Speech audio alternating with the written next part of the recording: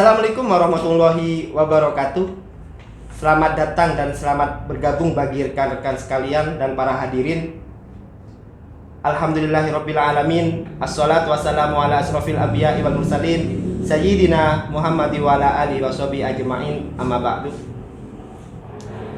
Bertemu lagi dengan saya Ulil Hadi Ananda Putra di salah satu program live talk show di channel Nuansa Media. Di sini saya ditemani seorang ustadz yang sangat luar biasa, utamanya dalam dunia pendidikan, serta sangat familiar di kalangan NU Kota Probolinggo, yakni Al-Mukarram Al-Ustadz Syekhul Islam. Ahlan wa sahlan fi wudurikum Ustadz. Ya, sebelumnya tema yang ingin dibahas pada kesempatan hari ini yaitu berkaitan dengan persiapan pembelajaran tatap muka di masa pandemi. Tuh. Yang kita tahu dampak COVID-19 tidak hanya berdampak terhadap sektor kesehatan, tetapi juga sangat berpengaruh terhadap sektor pendidikan. Tuh. Menurut Ustadz sendiri, itu kan banyak pelajar-pelajar serta siswa-siswa sendiri yang ada di Probolinggo khususnya melakukan pembelajaran secara daring seperti itu. Mungkin Ustadz bisa menjelaskan dampak pembelajaran secara daring terutama bagi siswa serta guru. Terima kasih. Ya, saya perkenalkan dulu. Assalamualaikum warahmatullahi wabarakatuh. Waalaikumsalam. Allahumma sholli ala Muhammad wa ala ali sayyidina wa maulana Muhammad. Terkait dengan apa yang ditanya tadi, dampak ya, dampak daripada pembelajaran secara daring dalam situasi pandemi yang insya Allah mulai bulan Maret tahun 2020 sampai akhir ini itu insya Allah berjalan sudah 1,5 tahun, yang lumayan luar biasa efeknya terhadap proses pendidikan khususnya di negara Indonesia, utamanya yang ada di Kota Probolinggo. Nah, kebetulan kami juga selaku pengelola yayasan, juga dari LP Ma'arif Kota Probolinggo, betul-betul merasakan bagaimana dampak yang secara langsung maupun tidak langsung kepada siswa-siswi dan juga kepada Dewan Guru. Dari sisi pembelajaran dulu, pemberian materi lewat daring itu selamanya juga tidak maksimal karena ada beberapa keterbatasan. Itu dari sisi materi pelajaran. Dari sisi ekonomi juga ada keterbatasan, baik itu pada Dewan Guru juga pada sisi wali murid. Walaupun sudah ada semacam subsidi paket data, tidak selamanya di semua tempat itu efektif. Tidak semua tempat itu efektif bisa berjalan dan bisa membantu secara maksimal. Akan tetapi selalu ada kelemahan-kelemahan yang bisa diterima, yang harus diupayakan semaksimal mungkin. Oleh karena itu, di dalam situasi pandemi ini, dan kami berharap dengan harapan mudah-mudahan pandemi ini cepat berakhir. Tanggal 30 besok ini insya Allah PPKM berakhir dan mudah-mudahan tidak diperpanjang lagi, sehingga efek daripada pembelajaran secara daring ini khususnya di madrasah di bawah naungan LP Ma'arif NU Kota Probolinggo ini betul-betul terasa. Banyak yang disampaikan oleh teman-teman kita, jalan-jalan, ya saling komunikasi antar sesama pengelola, antar sesama kepala, juga semuanya merasakan dampak daripada pandemi. Dari sisi kesehatan, insya Allah saya tetap menggunakan aturan yang sudah dicanangkan oleh Satgas. Guru sudah tervaksin 97% insya Allah. Khususnya madrasah ini yang di bawah naungan Kementerian Agama Kota Probolinggo, insya Allah sudah tuntas. Saya perkirakan sudah 90%. Tinggal siswa, kita belum. Tinggal siswa. Oke. Dari sisi guru sudah.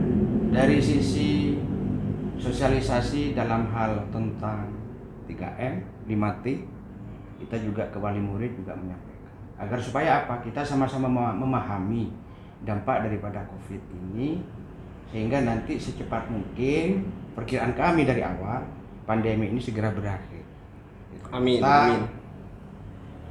kalau dulu yang pertama COVID-19, sekarang Delta ya. Ya. Nah, ini Delta. yang rupanya cukup ampuh dan cukup cepat penularannya. Banyak variasinya Ustadz. Banyak variasinya. Alhamdulillah kami juga bersyukur banget. Guru-guru madrasah di kota mulai dari RA sampai Aliyah itu sudah tervaksin semua. Insya Allah tahap kedua termasuk saya tanggal 23 Maret atau 24 Maret tahun 2021 sekota Probolinggo. Alhamdulillah ini kerjasamanya Madrasah Swasta LP Ma'arif dan kantor Kementerian Agama Kota Probolinggo dan Satgas yang ada di Kota Probolinggo. Oke. Jadi hampir 90% guru yang ada di Probolinggo sendiri, terutama yang bergabung di LP Ma'arif sudah vaksin ya? Sudah vaksin. Nah, sisanya yang tidak vaksin itu karena memang sebelumnya itu mengidap beberapa penyakit. Dan faktor usia juga. Selama faktor usia di atas 50 dan ternyata itu sehat, itu tetap divaksin. Oke. Tapi kalau di atas 50 tahun usia guru dan di situ juga pernah mengidap penyakit tertentu dan pada saat mau divaksin diperiksa itu ternyata tidak diperkenankan oleh dokter, ya tidak divaksin karena sama-sama menjaga. Alhamdulillah kalau di tempat kami khususnya, maaf saya coba cerita tentang yang kami kelola dulu, yang juga kami koordinasikan dengan Bapak Muhammad Khalil selaku Ketua PCLP Ma'arif NU Kota Probolinggo. Bagi guru yang usia 50 tahun ke atas itu tidak diizinkan untuk dimohon tidak mendampingi siswa untuk pembelajaran, walaupun itu pembelajaran secara seperti bimbel, tidak diperkenankan. Jadi diupayakan guru-guru itu yang memang betul-betul fit untuk mendampingi siswa, walaupun 3-4 anak di sekolah. Karena wali murid sendiri tidak selamanya menggunakan daring itu berjalan efektif. Akhirnya ada beberapa usulan dalam bentuk surat yang secara langsung juga ada, langsung mendatangi sekolah-sekolah, madrasah-madrasah. Bagaimana Bu kalau anak saya dileskan dibentuk les terbatas 3-4 anak oleh guru tersebut. Ada yang minta tempatnya di madrasah, ada yang di rumahnya guru-guru juga, tapi dengan syarat. Kami sebagai pengelola juga memberikan syarat. Satu, betul-betul kondisi guru tersebut betul-betul fit, Sehat gitu. sehat. Apalagi sudah divaksin. Benar. Kalau memang pada kenyataannya nanti pada saat berjalan itu ternyata guru tersebut itu ada kendala, kurang sehat, ya tidak boleh melaksanakan. Itu salah satu solusi yang dilakukan oleh beberapa lembaga apabila memang daring itu tidak maksimal dan tidak boleh lebih dari 10 anak. Karena memang menurut beliau tadi ada keterbatasan gitu, baik terhadap guru, materi ataupun ekonomi juga ada keterbatasan. Jadi meskipun siswa-siswi yang melakukan pembelajaran daring, beliau tetap karena ada keterbatasan tetap pergi ke rumahnya guru untuk belajar bersama seperti itu. Ya dalam model belajar kelompok. Iya. Ya. Itu pun juga harus tetap protokol kesehatan, prokes. Jadi jaga jarak itu tetap wajib walaupun di rumah guru. Dan itu juga harus dipantau oleh pengelola sebetulnya. Dipantau betul. Jadi tetap ada perhatian khusus bagi siswa-siswi yang belajar di rumahnya guru atau belajar bersama-sama dari pihak pengelola. Ada pantauan. Kalau memang itu dilaksanakan di madrasah, otomatis pantauannya juga tidak terlalu sulit kan ya. Oke. Tapi kalau dilaksanakan di rumah guru, kita juga harus meminta kepada guru tersebut untuk memberikan informasi minimal dalam bentuk daftar hadir, kondisi anak-anak, dan dalam bentuk foto. Itu solusi bagi yang memang belajar secara daring yang memang tidak maksimal. Ya. Dan itu juga berdasarkan hasil kesepakatan antara pengelola, kepala sekolah, guru, dan wali murid. Jadi ada semacam kerjasama yang efektif. Yang kita tahu Ustaz juga ada salah satu dokter yang berkata, yaitu Dokter Mega Ratnasari. Beliau pernah berkata gini, bahwasanya siswa ataupun siswi yang melakukan pembelajaran online itu juga mengalami psikis yang sangat luar biasa. Utamanya kan seperti itu.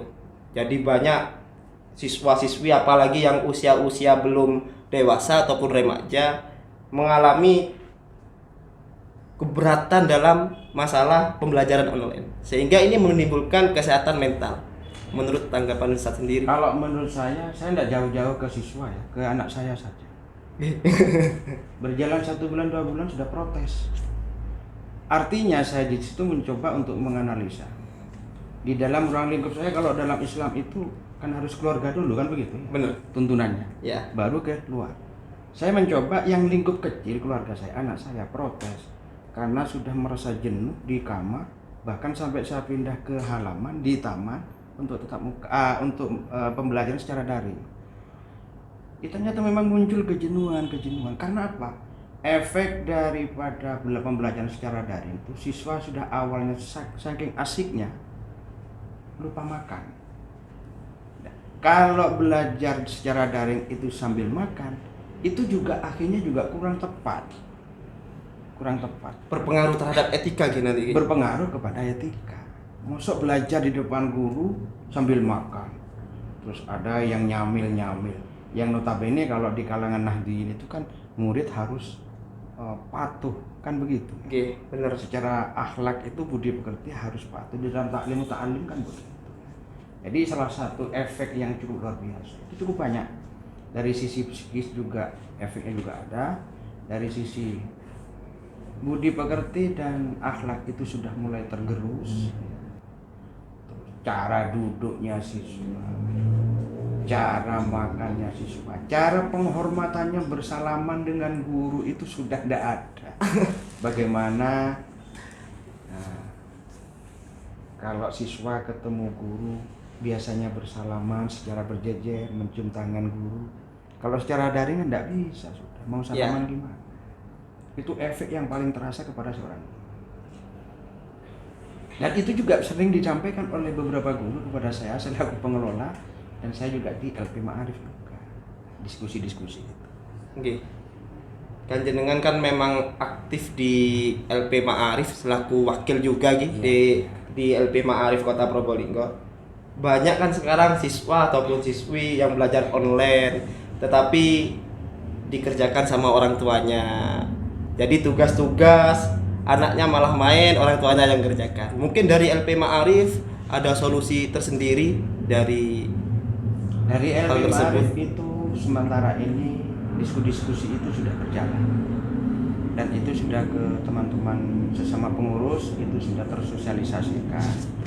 Setidak-tidaknya sekolah itu juga harus mempersiapkan diri bagaimana nanti apabila ada keluhan dari wali murid dan juga dari hasil kajian dari LP Ma'arif NU Kota Probolinggo itu, efek yang ada di Kota Probolinggo, hasil temuan dari LP Ma'arif, hasil kajiannya itu, diskusi itu disampaikan juga ke wali murid dengan tujuan biar ada kesepahaman antara wali murid dengan pihak pengelola dan pihak pelaksana pengajaran di sekolah.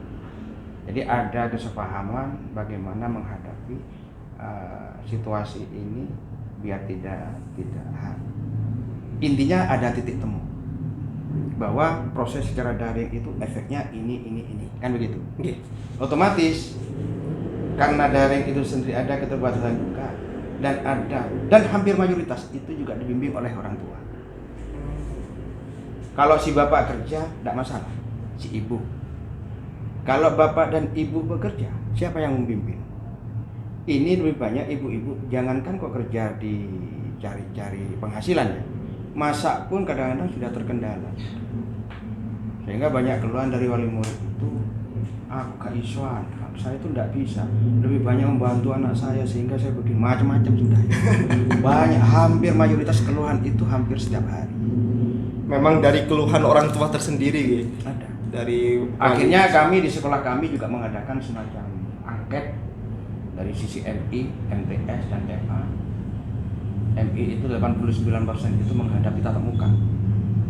Dari MTS itu 97%. Kalau dari sisi MA itu 100%. Itu pun sebagai dasar kami di dalam pengelolaan pendidikan di yayasan kami, agar supaya juga ada keterbukaan antara pengelola dengan pihak guru, dengan pihak kepala sekolah, sehingga sama-sama memahami. Oke. Selanjutnya Ustadz, kendala dan hambatan dalam proses pembelajaran daring. Kendalanya Utamanya bagi seorang siswa, antara guru dengan siswa. kendala dari sarana dulu ya. Ya. Dari sarana awalnya ya memang ada sistem sih. Ada sistem seperti e-learning ya, ada classroom, ada rumah belajar. Ternyata itu dari sisi e-learning saja lumayan habis paket datanya itu. Classroom lumayan. Karena terjadi ada beberapa kelemahan-kelemahan itu, maka muncul istilah sekarang itu luring, kan begitu? Iya. Luring itu sendiri ya macam-macam modelnya. Ada yang kalau satu kelas itu 28, berarti dibagi 4. Yang memang tidak menjalankan secara online dari luring. Jadi siswa itu langsung menemui seorang guru dan itu pun harus protes. Ternyata itu lebih efektif. Dan itu pun tidak maksimal dari sisi materi. Nah, dari sisi materi. Kalau kita menggunakan proses shift jam, itu guru justru kewalahan. Justru efektif kalau menurut saya itu menggunakan shift hari. Karena satu kelas 8, kalau dibagi 4 berarti berapa? 7. 7. Nah, 7. Kalau shift jam 8, jam 10. Sampai maghrib guru itu kalau shift jam. Kalau shift hari enak. Hari ini jam 10 sampai jam sekian itu materi ini sekian siswa terus. Itu lebih efektif. Jadi minimal bisa tidak betul-betul ketinggalan lah dalam sisi materi siswa itu sendiri. Itu yang berikut. Yang berikutnya lagi terkait dengan orang tua. Orang tua itu ada yang mencari nafkah ya. Okay. Pekerjaannya ya kalau ASN mungkin lebih bisa di bulanan karena gitu. Kalau sudah hitung-hitungannya itu bulanannya kan sudah jelas gitu ya. Okay. Nah, kalau di luar ASN itu lebih banyak orang tua bapak itu kerja, ibu juga kadang-kadang juga punya kesibukan, sehingga anak itu kalau dibiarkan juga tidak ikut belajar. Ya, kelemahannya juga kalau dibimbing oleh ibunya tidak bisa cari nafkah, kan begitu. Benar. Tapi karena itu sisi ekonomi itu juga menjadi sebuah kebutuhan yang pokok, maka kadang-kadang ada beberapa yang anaknya itu dititipkan biar belajar bersama, dititipkan ke sesama teman. Tapi karena memang itu tidak, pengawasannya itu kan juga terbatas, akhirnya ada efek juga. Efeknya apa? Anak belajar kadang-kadang sudah seenaknya tanpa adanya pengawasan dan kontrol yang seperti pada saat tatap muka. Kalau tatap muka itu kan duduknya siswa masuk ke kelas saja sudah diatur sedemikian rupa, ucapkan salam ya, salaman dengan guru, baca doa. Kalau di daring itu juga baca doa, tapi baca doanya kadang-kadang karo medingkrang itu itu yang perlu dipahami maksudnya. Sehingga kalau ketemu guru itu dari sisi penghormatan aja sudah ada perubahan. Jadi sisi akhlak itu sudah sedikit terdegradasi sudah. Itu dari sisi. Ya mudah-mudahan harapan kami itu pandemi ini segera berakhir. Amin. Ya. Melihat situasi yang sudah setiap masing-masing kota itu kalau sudah infonya kalau sudah 70% sudah tervaksin, insya Allah itu kan masuk kategori herd immunity kan sudah ya. Nah ini juga yang paling penting Ustaz, berkaitan dengan tema juga kan, isu sekarang ini bahwasanya persiapan tatap muka itu kan akan dilaksanakan. Yang ingin saya tanyakan, persiapan pelaksanaan pembelajaran terutama tatap muka di lembaga-lembaga yang dinaungin oleh LP Ma'arif itu sejauh mana? Kalau kesiapan dari lembaga yang di bawah naungan LP Ma'arif NU itu, ya mudah-mudahan teman-teman juga mempersiapkan diri. Satu, ruang kelas yang ditempati oleh siswa yang sekian lama sudah tidak ditempati itu harus betul-betul bersih, dan itu juga harus ada semacam penyemprotan disinfektan. Artinya ruangan itu bersih dan layak ditempati. Itu yang pertama. Itu dari sisi tempat. Dari sisi pendidik, guru-guru dipersiapkan sebisa mungkin. Mungkin dari sisi ada sosialisasi, jaga kesehatan, jaga jarak, prokes, itu harus semacam ada stressing untuk seluruh dewan guru yang ada di madrasah di Kota Probolinggo. Terus di lembaga masing-masing juga harus disiapkan bagaimana tempatnya cuci tangan yang menggunakan rasio itu paling tidak itu 1:15 satu tempat cuci tangan. 1:15 itu kalau saya pernah menghitung satu anak itu tidak cukup 3 menit bersuhu, bisa 7 menit. Jadi kalau 1:15, 1:10 itu saya relatif cukup sudah untuk tempat cuci tangan masing-masing kelas. Yang berikutnya, guru juga harus bermasker, dan itu harus kalau bisa dari pengelola harus menyiapkan masker. Karena kalau guru itu kadang-kadang ada yang ketinggalan macam-macam, sekolah harus menyiapkan. Terus di masing-masing kelas, karena kalau memberikan tugas guru tersebut bagaimana sekiranya kita juga betul-betul preventif untuk menjaga ya. Di masing-masing kelas itu di meja guru juga disiapkan hand sanitizer juga, tisu, itu penting. Jadi jangan mengabaikan jangan mengabaikan. Karena virus ini sendiri kalau menurut hemat saya secara efek penularannya juga luar biasa. Saya dikhawatirkan itu nanti siswa yang memang kelas 6 yang sudah berusia 12 tahun itu kan sebetulnya kan sudah masuk kategori vaksin kan sebetulnya. Nah, takut ada yang belum vaksin atau apa. Ya, kalau memang ada siswa yang memang betul-betul kurang sehat, ya kita dari suhu tubuh sendiri kan sudah ada alat sebetulnya. Setiap mau masuk itu betul-betul diperiksa itu. Yang alat itu ya. Alat untuk mengukur suhu siswa, untuk guru juga. Kalau memang suhu tubuh dari guru dan siswa itu sendiri memang sudah di atas 36,5 atau 37, maka dari pihak sekolah sendiri, kalau menurut saya itu himbauan kami sebaiknya itu tidak mengadakan tatap muka langsung. Artinya digantikan dengan guru yang lain yang sekiranya kan ada guru yang mapel, ada yang guru kelas kan begitu. Kalau guru kelas itu kan juga ada guru mapel kalau di tingkat dasar, itu bisa diisi oleh guru kelasnya. Itu dari sisi sarana. Dari sisi vaksinasi juga guru sudah vaksinasi di Kota Probolinggo. Dia harus betul-betul siap. Terus seperti pamflet bagaimana, itu juga harus disiapkan. Himbauan dari Satgas itu juga harus disiapkan. Di samping itu secara administratif, pengelola atau sekolah itu juga harus menyiapkan bagaimana kira-kira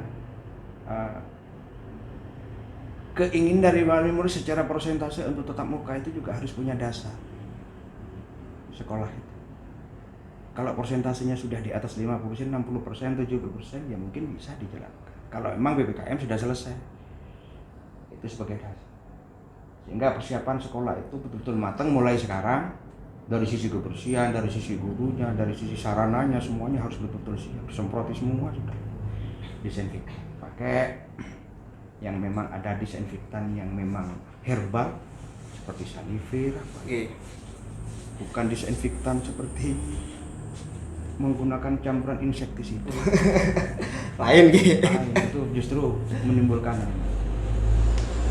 Mungkin yang terakhir Ustaz, harapan, pesan ataupun kesan baik kepada siswa ataupun guru. Harapan saya begini, saya satu harapan ada, tapi yang satu lagi saya itu justru dengan kasus adanya pandemi juga terima kasih juga, ada hikmah juga. Oke, yang pertama harapan saya mudah-mudahan pandemi cepat tuntas, ya, cepat tuntas sehingga bisa ada pembelajaran tatap muka lagi dengan tetap menjalankan prokes, dan sehingga seperti sekarang ini ada asesmen secara online yang insya Allah nanti akan dilaksanakan pada bulan Oktober. Itu siswa juga harus melakukan kegiatan asesmen di sekolah sekarang itu. Oleh karena itu harapan saya mudah-mudahan ini selesai dan bisa berjalan, dan mudah-mudahan lagi ya itu tadi seperti yang saya sebutkan tadi, pengelola betul-betul mempersiapkan diri bagaimana apa yang harus dilakukan oleh guru terhadap siswa, karena ada beberapa pola tingkah siswa itu yang sudah mulai berubah. Bagaimana biasanya siswa itu berinteraksi dengan sesama teman, itu juga harus sesuai dengan arahan dari menjaga jarak tadi. Jadi pola-pola perubahan seperti ini harus betul-betul diberikan bekal kepada guru sebelum adanya tatap muka. Sehingga kalau ini sudah disampaikan, tersosialisasi dengan baik itu kepada wali murid maupun siswa, yang insya Allah nanti juga akan imunnya itu nanti akan semakin terjaga dengan baik. Nah, satu lagi hikmahnya, kalau sudah dengan adanya pandemi ini, satu sisi ada hikmah juga yang cukup membanggakan juga dari sisi guru. Jadi melek IT sekarang itu betul-betul berjalan. Betul-betul ada hikmahnya. Jadi bagaimana ngisi Google Form, bagaimana membuat video, bagaimana proses pembelajaran secara daring. Hampir 90% guru itu sudah melaksanakan. Jadi ada hikmahnya juga. Carane ya opo, gimana yang ngikuti Zoom meeting, bagaimana virtual semuanya. Hampir semua guru. Karena sekarang itu beberapa minggu kemarin aja semua guru harus mengikuti Zoom meeting karena ada pembinaan dalam sisi untuk peningkatan kualitas guru. Itu semua guru mengikuti, hampir 100%. Kecuali yang memang sakit ya. Sakit, kalau memang sakit itu memang nggak kami izinkan masuk biar tidak nular. Itu kalau terbakar. Jadi hikmahnya itu. Jadi guru-guru itu yang awalnya tuh HP-nya itu rame viral, itu harus ganti semua. Dengan segala upaya beliau itu untuk bagaimana bisa memaksimalkan nilai juangnya, nilai juangnya terhadap bertanggung jawab terhadap anak didik bangsa juga ini. Jadi tetap ada nilai positifnya masa pandemi ini. Ya. Terima kasih atas waktunya, Ustadz. Terima kasih. Semoga pembahasan yang disampaikan oleh jenengan bermanfaat bagi rekan-rekan dan para pemirsa channel YouTube Nuansa Media. Mungkin itu aja pembahasan pada hari ini. Wallahu muwaffiq ila aqwamit thoriq. Assalamualaikum warahmatullahi wabarakatuh.